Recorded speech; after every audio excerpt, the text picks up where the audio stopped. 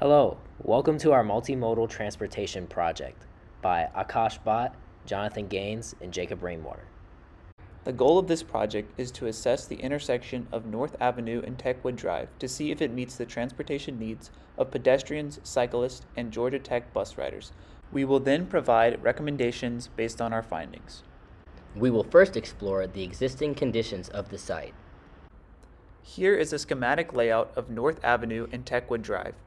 North Avenue, oriented east to west, is a major arterial, and Techwood Drive, oriented north to south, is a collector road. We chose this project due to the existing land uses around the intersection. There is a significant amount of student housing and a dining hall south of North Avenue, and classrooms for those students to the north. The downtown connector highway is also located to the east of this intersection. The locations of the student housing and classrooms leads to a significant amount of pedestrian and cyclist traffic traveling north and south along Techwood Drive. This is shown here with the red arrows. The highway generates a significant amount of vehicular traffic traveling to and from the eastern approach of North Avenue to access this highway. This vehicular traffic is shown here in blue. Also shown as a yellow circle is the major conflict point between vehicular, pedestrian, and cyclist traffic. To assess the pedestrian level of traffic stress, we visited the site, interviewed pedestrians who had just traveled through the intersection, and observed general pedestrian movements. Here are the criteria we use to determine the pedestrian level of traffic stress, where a level of stress of 1 represents little to no stress and 4 represents high stress. Here are some thoughts from Georgia Tech students who use this intersection daily. How safe do you feel crossing this intersection? Not very safe. I can probably count the times I've been close to being hit. I think the worst part is when there's cars turning while the pedestrians are going. The lack of care of the drivers and also impatience because people have to wait a long time to get through. How do you feel that your needs could be better served as a pedestrian at this intersection? I wish it was better designed. A specific period allotted for cars to turn that weren't at the same time as pedestrians walking. Perfect. Thank you so much. Thank you. Based off of those interviews and observations, here are some challenges that we noticed that pedestrians on the site face. The first issue that we saw was jaywalking south of the intersection across Techwood Drive. Instead of waiting at the crosswalk, pedestrians were subjected to cars traveling at high speeds, creating an unsafe environment. Also, there were a significant amount of cars turning right on red, leading to conflicts with pedestrians, even though a sign prohibiting this behavior is displayed at the intersection. We also observed many impatient drivers cutting in front of pedestrians during pedestrian phases, leading to more conflict. Finally, the long length of the North Avenue signal led to crowding on the sidewalks to cross North Avenue. Based on our interviews and observations, we determined that this intersection has a pedestrian level of traffic stress of 4, meaning that there is high traffic stress and only able-bodied individuals with limited route choices would walk across this street. To assess the bicycle level of traffic stress, we conducted an interview with a cyclist who frequently uses that intersection, and we observed the intersection based on BLTS criteria. Here is the BLTS criteria that we used with levels 1 through 4. Level 1 signifies low traffic stress, while level 4 signifies high levels of traffic stress. Here is how a cyclist feels about his experiences traveling through the intersection.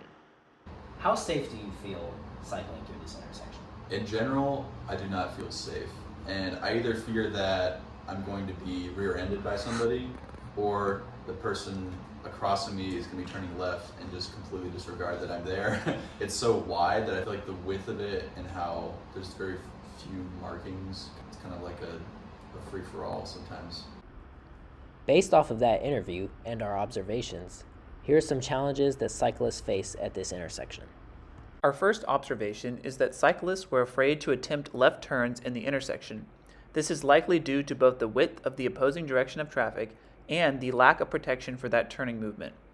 We also noticed that instead of using the intersection, most cyclists use the pedestrian crosswalk, leading to conflicts with those pedestrians. Based on our interview and this criteria, we have determined that this intersection has a BLTS of 3, meaning that this intersection is only suitable for 10% of the population cycling.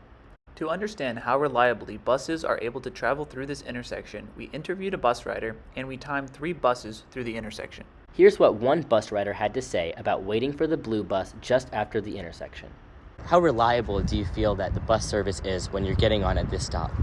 My experience with it is it's not very reliable consistently at all. How do you feel that your needs are being served as a transit rider on campus? I mean, like, the need to get across campus is generally served if you have 35 minutes to spare to assure that you can make it. To determine the reliability of the bus through the intersection, we rode the blue bus from North Avenue Apartments one stop north, timed each trip, and noted key events along the way. On the first ride, the bus took 24 seconds and ran a red light at the intersection.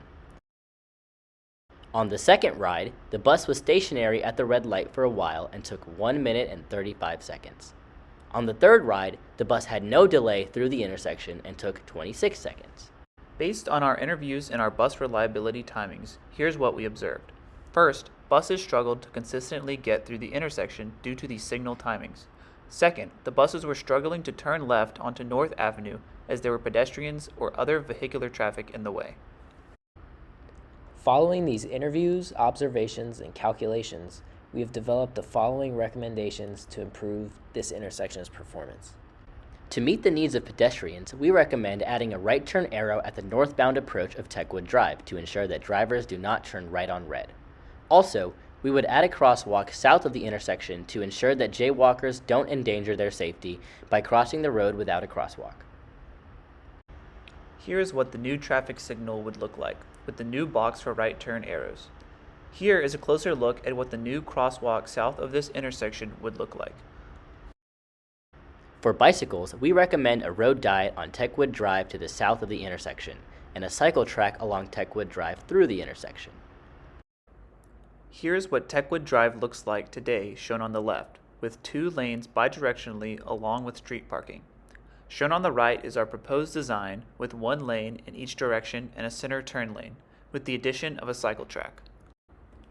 Here is what the new cycle track will look like through the intersection. This will allow for safer and quicker through and left turn movements for cyclists traveling north on Techwood Drive. Regarding our bus observations, we recommend transit signal priority so that buses are able to consistently hit green lights at this intersection and safely make left turns. With these changes, the performance and safety of pedestrians, cyclists, and buses will all be significantly improved. We hope you enjoyed our analysis. Thanks for watching.